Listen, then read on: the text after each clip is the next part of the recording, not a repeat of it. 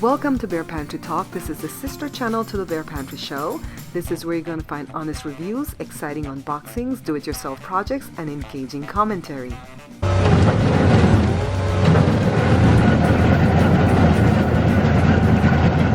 I think I'm going to name this video, "Don't Mistake My Sweetness for Weakness." Right? You know how you always say I have a weakness for sweetness? I'm gonna name it that. Don't mistake my sweetness for weakness. A lot of people are trying me lately. Subscribers, viewers, friends, family, foe, even the dog. Even the dog be trying it. And I'm saying, I've reached my limit. What do you look for? He's always looking for his phone or his wallet when he's driving. It's home? It's home? I got mine. Shoot. I'm trying to open this glasses. Yeah. People be trying you sometimes. And this is Vlogmas day 22. So this is the 22nd day of the month of December 2021. I've told you guys before in another event, maybe a Vlogmas or some other video, that I really don't make New Year's resolution. I think it was one of the Vlogmas, the recent one. I don't make resolutions because most people will break resolution before the 21 days, and you really have to do something for 21 days or more in a row in order to make it a habit, good or bad. A bad habit can be formed within that first 21 days, as well as a good habit. When we started to ride the bikes, we did that, right? 21 days before we even skipped any days, because we wanted it to become a habit. So I've noticed that a lot of people, they kind of treat me like shit. And for 2022, people might say that I'm a miserable person. For a Belizean person to say they're miserable, it doesn't mean that I'm a sad person, right? What does miserable really mean when you say, "Joe, you're too miserable"? What does that really mean for a Belizean? It don't mean sad. Grumpy. Grumpy. Whenever a Belizean tell you you're miserable, it means you're grumpy. So I like how Belizeans take and make the word mean something else. Like swarthy, swati for Belizean is a fat person, a morbidly obese person, like my size and above. Swati, 170 above, that's what they call it. But swarthy is a color. It's not a size. It's like those pirates, you know, they look dingy, and it's kind of like that. It's dingy. Anyways, 2022 is gonna be a new me. I am absolutely not gonna take bullshit from anyone. Not from family, not from friends, not from enemies, not from subscribers, not from followers, not from anyone. I'm sorry. I'm sorry. I'm just not. I'm just not. Because this thing hasn't happened to me just once. This thing happens to me over and over again, right, Joe? What people have been doing to me. They befriend me. They listen to my dreams, my hopes, my pains, my pleasures. I ate some grapes, so the bubbles are coming. And they gain my confidence. In a sense, they're con men. Right, Joe? They are con men. They gain my confidence. But then, when it's time for them to make their moves, they don't tell me nothing. You know when I found out about their moves? On social media. That's when I find out. They'll post it all over social media and go, nah, nah, nah, nah, nah, almost like that. And that stuff infuriates me. But those days are done. Starting this hour, this minute, make us see the time and the day. It is 22. Today would have been my Aunt Grace's birthday. 1:36 in the afternoon, Wednesday. On a Wednesday. That is not gonna happen no more. What did Liga used to say, Joe, my little cousin? Joe, That's right. What Maliko used to say? Navea. Jack you? No, she used to say, I'm not your friend no more. She was 3 years old. She came to stay with us for a little while. And she would fight with Jada. Wasn't really fighting with Jada because Jada grown. But she would want Jada to do something with her and Jada didn't want to do it. You know, play a game or something. And Jada would say, later in a little while, Navea. And she would say, I'm not your friend no more. She said it just like that at 3. And then we gave her some fake pearls to wear, some beads. And she said, we were leaving the house one day because they lived in the ghetto in LA. And she said, let me take off my pearls. Let me leave it at home, Bobsy and Joe. Because let me tell you, they're going to jack us for these pearls. She was 3 years old, poor baby. They live in a good neighborhood though. No, though, they really do. They live in the suburbs. Speaking of suburbs, I have to address something because Diane, I read a lot of negativity into your comment that you put on my page. Maybe you did not say it with negativity, but I read it with negativity. I'm going to read what you said. Let me read what you said for a second. You want to go in? I guess. Here, check the pay with the business card. Check the box and I'll be writing. I'll be writing. This is not my business. Oh wow, mijo. I didn't know you could just walk away from a business like that. This is not my business. So Diane, you said business, that's it. Parking in front of your house isn't against the law since the space in front of your house doesn't belong to you. It's public space. I understand why people think that space is theirs, but in reality it isn't. I've lived in large city, Chicago, all my life. He locked me in here, no, I can't get out. And that's how it is. Mostly in neighborhoods that have mostly single family homes tend to believe the space in front of their house belongs to them. Still not true. It's public space. That's how I heard it. I'm letting you know up front, that's how I heard it. I'm not going to mince words. It starts today. That's how I heard it. So you saw my response. Just in case you went and took it down and my response went away. We live in the suburbs. We don't live in Chicago. We don't live in LA. We don't live in Detroit. We don't live in New York. We live in the suburbs. Fontana, California, okay? So although parking in front of my house is not illegal, the law in my city states that no vehicle can be parked for more than 72 hours. Not even mine. Point blank, period. Therefore, Diane, I move my cars every 72 hours. And that guy needed to move his. My cousin is texting me. He's from LA, so obviously he doesn't know what the laws of the city is. He is not even allowed to have a mobile home in his driveway, but he does. But don't worry, the white people opposite him will take care of that. Let me tell you something, Diane. We live in the suburbs. We don't F with the place in front of our neighbor's house. When I put my vehicles on the street, I go move them before 72 hours because I know what the law states. The law states that I cannot park on my lawn. These people will come from LA and park on their lawns. The law states that if I want to build another space into the driveway to have 2 indents to get out to have a circular driveway, I need a permit. If I'm going to build a fence more than 2 feet off the ground, I need a permit. If I'm going to put a shed in my backyard that's more than 10 by 12, I need a permit. Are you listening? I know the laws and ordinances of my city. I'm friends with the city council. I'm friends with my mayor. I know what the laws state. And I could call and play the thing for you when you call the number and it says the street is public. Don't call here if you're complaining about the people parking in front of your house. Like Diane said, it's public.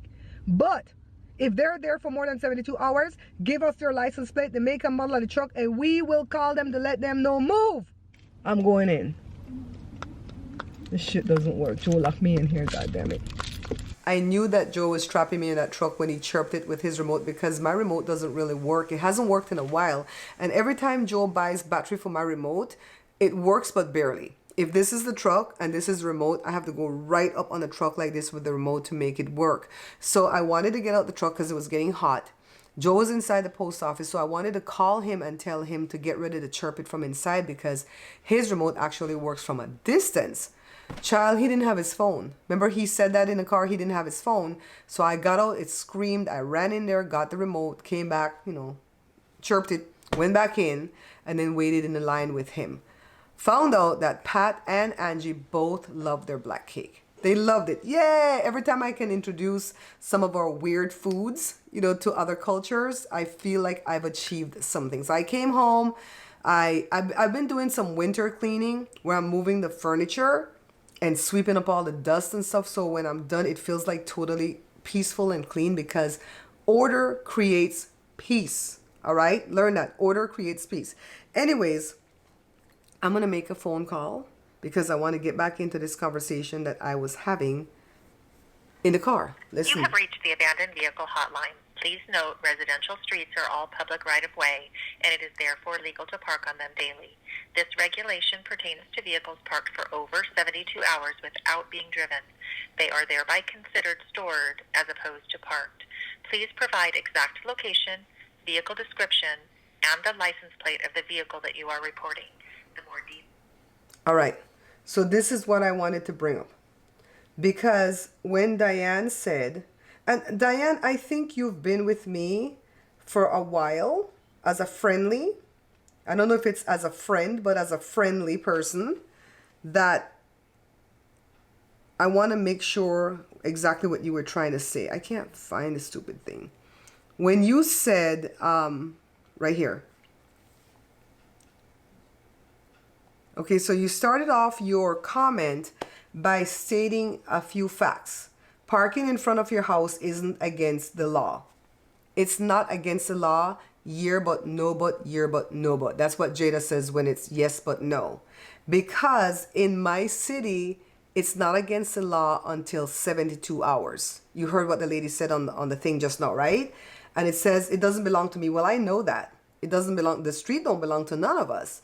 There are certain streets in Fontana where you can't park at all, like around the schools and stuff, because those homeowners went and got rules and signs put up where they can't park and they have to have a permit. So even the homeowner has to have a permit. You know, there's where my friend Jessica used to live. That's one of the rules there. So you said, this is the part that really kind of triggered me though. You said, I've lived in a large city, Chicago, all my life. That's how it is, mostly in neighborhoods that have mostly single family homes. Tend to believe, I think you were saying that people who live in those single family homes tend to believe that the space in front of their house belongs to them. Then you said dot, dot, dot, still not true. It's public space. Okay, so you're stating a bunch of facts that are true, right? The street doesn't belong to me. It is a public space. But you heard the lady say it right there on the phone. It's only a public space until 72 hours. And then the car is considered stored and not parked. And that goes for my vehicles too. So that's why we don't put Jada's broken SUV on the street. We put the car that she uses daily on the street. So let me tell you about this man. This man moved into that house 2 doors down. We've had trouble with these Guatemalans next door too. Because let's talk about the Guatemalans first. The girl would come. The girl don't even live there. The old mom and the dad rented the house with a teenage brother at the time. Now he's in his 20s. I think he's like Jada's age. This girl is like in her late 30s, early 40s. Have a husband and 3 kids, live around the bend in an apartment building. But they run a business out of there. And it's an illegal business. They don't have a permit to do it. But it's okay because it's not encumbering me from doing anything. So she comes in through my driveway. She drives up on my little part of the lawn in the front there by the street, and then she goes and she parks on the grass. First of all, you're not allowed to park on the grass in this city because we live in the desert and things can leak from under your car and catch fire. I don't care what she wants to do on her lawn. Just don't come through my driveway because a lot of the times we are backing out and we've checked 2 or 3 times and we're going and boom, she's flying in behind us. It's going to cause an accident. So Jada went over there and told her, would you please stop doing that? Because we were friends, right? Well, we weren't friends. We were friendly because we never went into each other's house. And she got mad. She says, I didn't think it was a problem. Jada says, well, I'm telling you it's a problem. People don't like when you start telling them that this is a problem for me, right? So after that, she don't look at us. And when Joe saw the mom in the store, because she's an older lady, Joe respectfully said hello. She turned her head. She's a whole pastor of a church. She turned her head. So we don't know who died over there, if it's her or the old man, but somebody died over there. We still don't know who, and I'm not going to go knocking to find out. So go next door to them. That's the guy that just bought the house in the middle of the pandemic, moved in, and he was fixing everything from the roof. He added in an enclosed patio area. He fixed the driveway. He put up this fancy elaborate fence. Pretty much, he marked himself out of the market on the street with what he did to that house. So when he was doing all those repairs, a lot of the neighbors here gave him a lot of leeway because of the fact that we knew that he couldn't park in the yard because he didn't have a driveway and so on and so on. But that has long been done. Now, all of a sudden, he brought a mobile. Joe, when did he bring that mobile home? Is it this weekend that he brought that mobile home? He's had it there for a minute? So what happened why his driveway was empty, but he had to come and park down here? What happened that day? You don't know, right? We went by there, the driveway empty, the mobile home off to the side. He's not allowed to have a mobile home because there's only 2 people on the street allowed to have a mobile home because they have been grandfathered over when the law changed, right? The reason that they got rid of the ability for people to keep a mobile home is because this same reason. When they don't have no space in their driveway, they're going to put it on the street. Then over here, they don't really want you to park on the street. That's why you have a driveway and you have a garage, right? And the reason is because we have to keep up the street. We, the homeowners, we have to keep up that alley, the space right back there, or we get $200-300 fines. We have to keep up the street. Like if people come, like one night this guy came on a bicycle. I don't know what the hell was wrong with this guy, but things were falling off of him as he was riding the bike, and things were falling off of his bike. We saw it on the camera. Bloody gauze, bloody bumbleclot pad. I'm like, what the hell? Where did this man come from with all this blood and thing? Joe had to go over there and clean that up with a shovel and stuff because that's not allowed to just be left in the street for cars to run over it because we will get the fine. We as the homeowners have to clean that street. So this man can't come and park his truck for 6 weeks, 3 weeks, 10 days. That's what he does, because I don't know what he does for a living, but he goes for long lengths of time. And you're just going to come and park there and leave it and go? You don't get to do that. If I don't get to do that, past 72 hours, you don't get to do that past 72 hours. So I hope that you guys know that when I put things in my vlog, whatever I've done, it's legal. If I've made a phone call and I show you that, it's legal. Because if it's not legal, I'm not going to show you. Anyways, enough about him. If you want to explain what you meant, Diane, because it really triggered me today. And I really took it as some type of shade that you were throwing. And I'm giving you an opportunity to make it clear what you were trying to say. Because it's like, no, that's your rules in Chicago. That's not the rules here in Fontana, California. Anyways, I want to talk about my mom's aunt, really quickly, because today would have been her birthday. She got cancer at age 65 back in the 1980s, I believe, or early 1990s. She came to America to get treatment. They wanted to give her 6 rounds of chemo, and they didn't even know if that was going to work. She had stage 4 ovarian cancer. Never been married, never been with nobody. Anyways, she took 3 rounds, couldn't cope, went back home. Somebody gave her some bitters to drink, and that lady got cured. She lived to be 84, died in 2008, June the 24th, 2008. She would have had a birthday December. She would have been 85. So 85 plus 13, she would have been 98 today. She was beautiful. She looked like my mom when she was young. She looked just like my mom when she was young. Oh my God, that was my mom's mother's sister. Or my mom looked like her, right? So she was crotchety when we were little. She worked at this department store named Brody's. All her life, she worked in the lingerie department. And she was such a churchy lady, right? And so then we went one day with my mom to the store and we saw her taking care of customers. And she was just, hello, thank you, come again. You want that wrapped? I'm like, is that her? When she home, she's so crotchety, right? Child, when she got the cancer, she mellowed out. She mellowed out. She loved Joe. She loved me. She trained us up to live life right and not be crooks and hoes and all this stuff. And she was a really, really decent lady and lived a good life. She was never married, but she still lived a good life. She loved her Lord and Savior, and she loved reading her books and stuff like that. So Aunt Grace she gave me her black cake recipe. That's the black cake. That's who the black cake recipe came from Aunt Grace. Man, I have a whole... Let me shut up. There is something that I have of hers. Let me see if I could tell it. That one of these days, I'm going to do something with it. Can't tell you what. And I'm going to make some money when I do something with it. So when Mommy gave it to me, Mommy says, don't ever say it publicly because the rest of the heathen family is going to come at you and say, she wanted me to have that in her will. She didn't even have that in a will. I got it because my mom got it, because my mom took care of her and her sister, my grandmother's 2 sisters, until they died. Because my grandmother died in 87. The other sister died in 2004. And she died Christmas Eve. Christmas Eve 2004 Christmas Eve, and she was 98 when she died. So people in my family, some of them live long lives, you know. I think we had a family member that lived to be 105.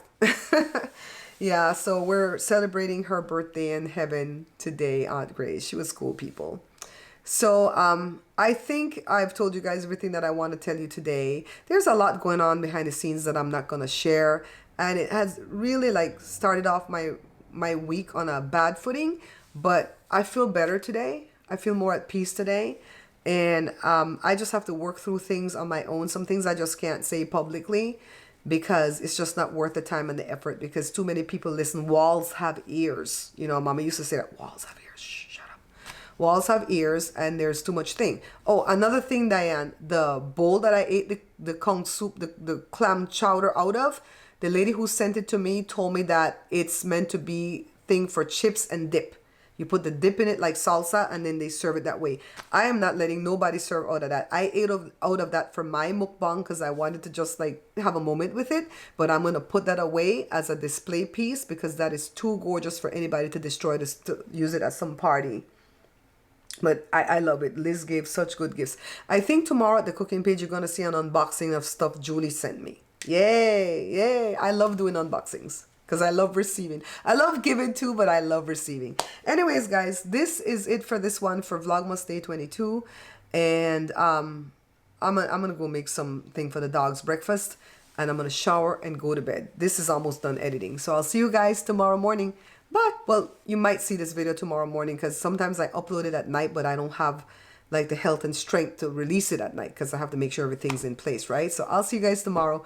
Bye. Thank you for making it all the way through to the end. Please check out my primary channel, which can be found right here on YouTube. It's called The Bear Pantry Show. Also check out my website, barepantryshow.com, so that you can pick up a copy of one of my 3 books. Also, remember, we are not buying this book that's being sold on Amazon. Why? Because my distributor is ripping me off. Thanks, guys.